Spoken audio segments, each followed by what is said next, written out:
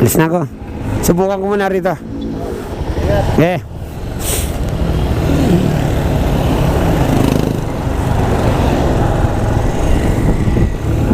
So mga kapatid, natapos na naman ang duty natin dito sa Baras.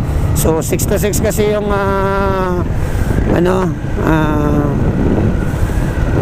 palitan namin. So ito nga pala, nakalimutan kong bumati sa inyo na magandang umaga sa inyong lahat.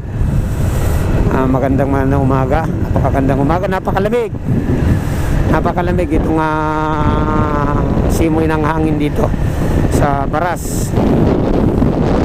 So ito, pauwi na ako, dumating na rin yung kapalitan ko na si Estimuiga, kaya kailangan na rin natin umuwi kasi tapos na duty natin. So i-try natin dumaan dito sa kabilang kalsada, murong Rizal, tapos tayo ng Binangonan. Grabe, sobrang lamig dito mga kapatid. So update ko na lang kayo ulit mamaya mga kapatid.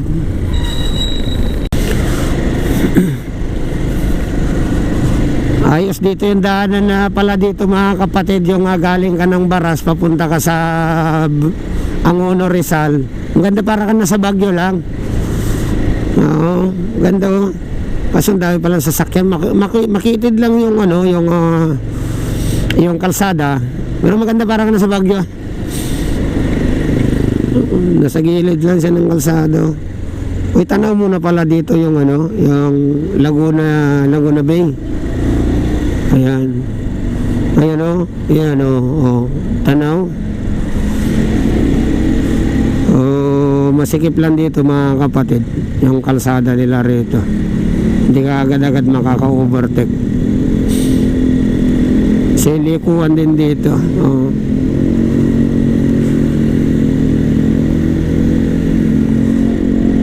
Ay, doon lang pala. Oo.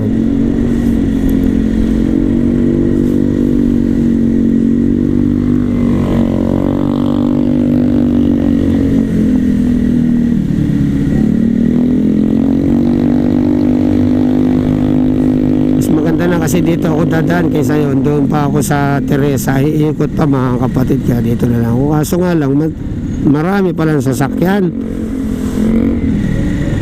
So ayun mga kapatid, at update na lang, update ko na lang kayo ulit mamaya, at least na ipakita ko yung magandang view. At ulitin ko mga kapatid, napakagalamig na umaga sa inyong lahat.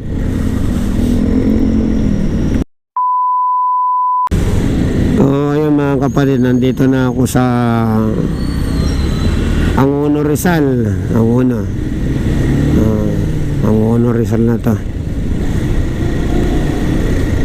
Palengke na ng Angono, Rizal. Dalawa yung kalsada, naligaw ako doon. Hindi ko na malaman kung saan ako pupunta. Yan, padiretso naman ito. So tignan natin kung saan banda yung tagos na ito, kasi dito man tayo okay, dito, alam ko na to dito mga kapatid. Isa lang din ang tagusan niya mga kapatid, doon lang din sa kabila, dito naman sa kabila. Doon lang sa may andun yung may tagusan yun doon. Dito lang ako sa kabila dumaan. Angono lang. Pero yun, tatagos din doon sa may kaya okay lang din. Kahit dito ako nadaan. Napuntahan ko na kasi ito mga kapatid. Medyo pasensya na kayo mga kapatid kung ganito man yung boses natin ngayon, kasi namamaos ako. Kakainom na yata ito ng malamig at saka kakakanta. Kakakanta, parang kumakanta. Ito, sa baba lang pala ako bumaba mga kapatid. Sa baba, kasi ang daanan nung isa kanina sa taas. So ayun mga kapatid, at mas malapit dito kung hindi lang traffic. Ang problema lang, traffic siya. So ayun mga kapatid, at update ko na lang kayo ulit maya-maya. One eternity later. Dumiretso ako dito sa Pasig mga kapatid, kasi bibili ako ng time engine ni Motmot. Kasi sobrang maingay na. Kaya dumirso na ako dito kay Berting Shop para bumili ng timing chain para mapalitan na rin natin, kasi masyadong maingay na yung ano niya, yung timing chain niya. Kaya nagpapalya-palyado na rin, baka mamaya maputol pa, mas malaki pa maging problema. Kaya papalitan na lang natin si Mutmo, yung timing chain ni Mutmut. Kaya dumiretso ako ngayon dito pagaling ko sa Baras. So ito na, traffic pa naman,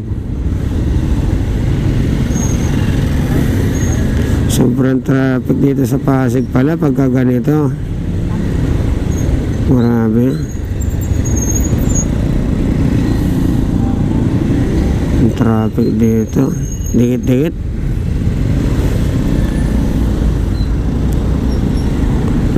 Kapatid, malapit-lapit naman na tayo, kasi malapit lang naman dito yung shop ni Berting.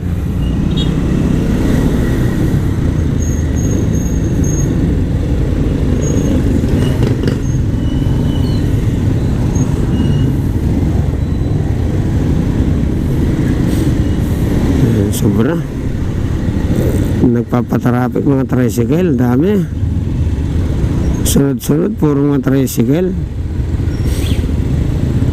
Pag umaga ka talaga rito, talagang wala. Ayan, malapit naman na. Doon na lang sa unahan mga kapatid, yung pwesto ni Berting Shop. Oh my goodness, ayan.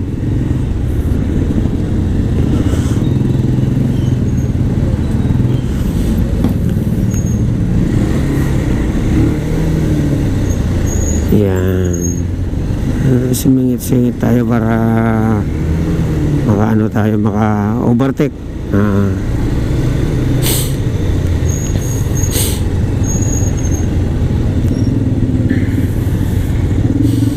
Yan, ito naman na mga kapatid, ang shop ni Berting.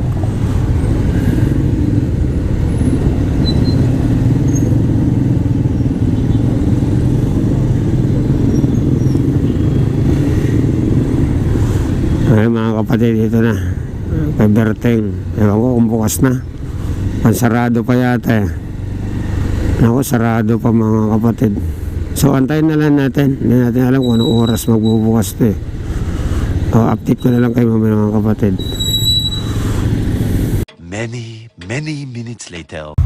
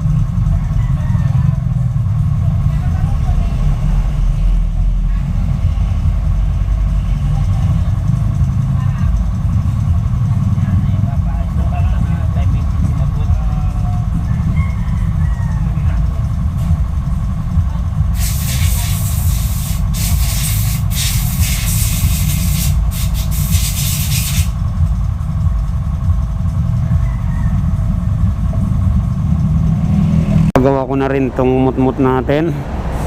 Okay na, tumahimik na yung makina. So uwi na ako ngayon ng Pangasinan para madalaw ko yung mga anak ko sa probinsya. Sibat ako ngayon. So time check natin is 2:02 ng hapon. Gali ako ng Parañaque kasi natid ko lang yung resibo ng gas ko kanina ng umaga. Ayun, diretso na ako biyahe. Sana gabayan mo ko, Lord, sa aking pagbiyahe ngayon.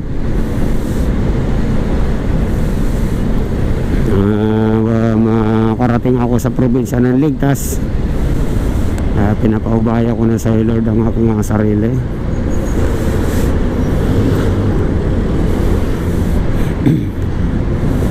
So update ko na lang kayo mamaya mga kapatid.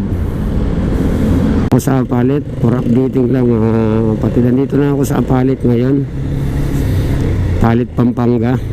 So ang time check natin is 4:52 ng hapon na.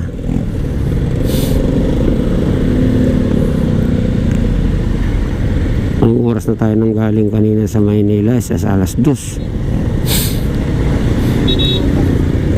Alas 2 pasado. Nang galing tayo doon kanina.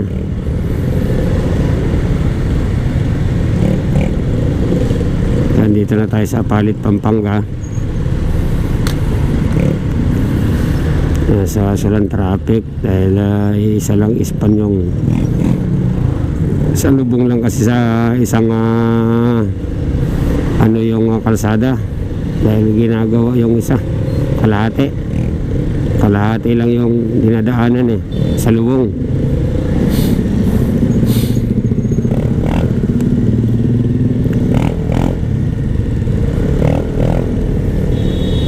Hindi natin alam kung anong oras tayo mamaya makakarating sa bahay sa Pangasinan.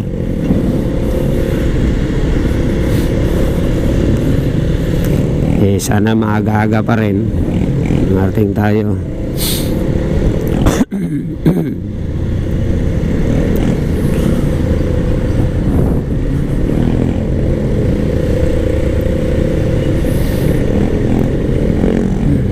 Pag uwi ko nito, dami kong gagawin.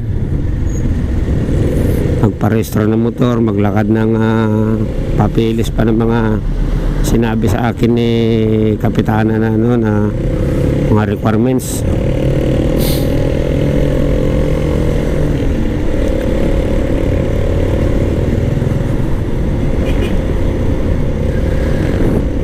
So ayun mga kapatid, at kasalukuyan na sa kalsada pa rin. Mamaya nito maluwag naman na, so makakahataw-hataw na tayo.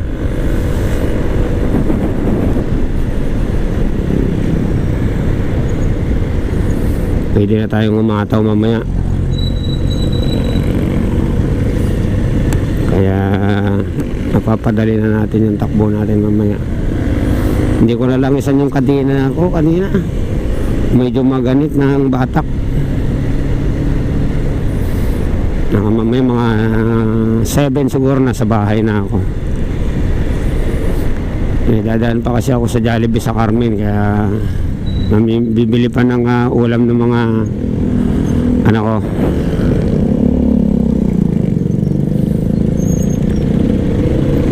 Papalit natin yung GC na binigay ng Jollibee. So update na lang ulit mga kapatid. Ayun mga kapatid, nandito na tayo sa Balakat, Pampanga. Time check natin 6:08 na ng gabi. Dito na tayo sa Mabalacat mga kapatid. Traffic mga kapatid dito sa Mabalacat, sobrang traffic. Dito ako natagalan sa sobrang traffic. Yung mga kapaspas.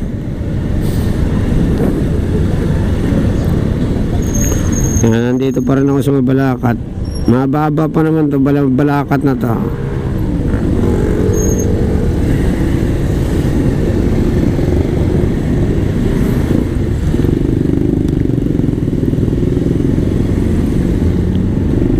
Kaya ito madilim na. Dadaan pa tayo sa Jollibee sa Carmen para ipapalit yung GC natin, gift check na binigay ng Jollibee sa amin. So 300 yun, at sayang din naman, hindi natin magamit, kaya idaan natin para may pampasalubong tayo.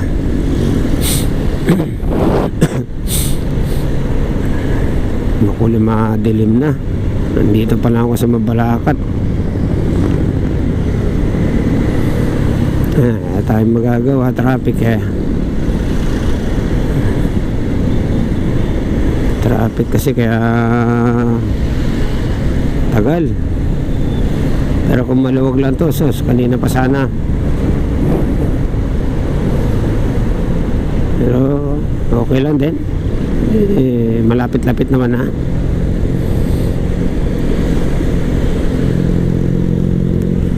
Baga wala na rin sa lampas na sa kalahati ito. Baga na sa Triport na rin. Manila to Pangasinan. Sa Triport na to. Mukhang dinadalaw na ako ng antok mga kapatid. Wag naman, kay gabi pa naman. Mamaya makatulog tayo, delikado. Lalo sa mga ganito, baka mamaya bigla tayo mabulaga, madisgrasya. Nako, kawawa yung mga anak ko nito, kaya wala pa naman mga kasama doon sa bahay.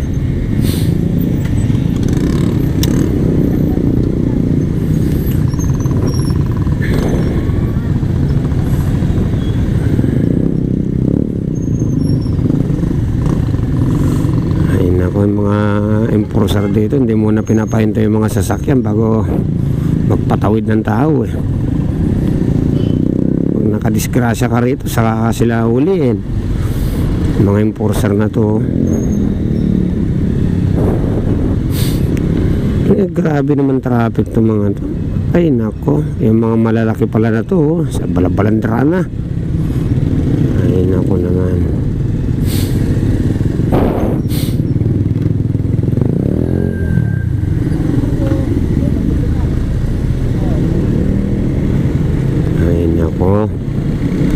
Nakakasagabal kayo sa kalsada.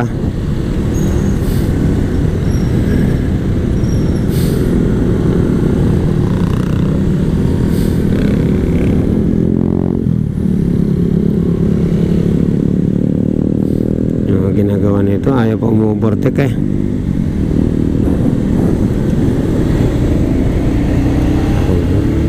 So update na lang ulit mamaya mga kapatid. A few moments later. Yan namin, bayan ng Umingan. Makarating na rin. So i-time check natin. Kasi dumaan pa ako sa sa Jollibee. So 9. So wala pa. Oras na. Tingnan natin kung anong oras na mga kapatid. Time check lang natin. 8:42 ng gabi mga kapatid. So ito na, bayan na ng Umingan.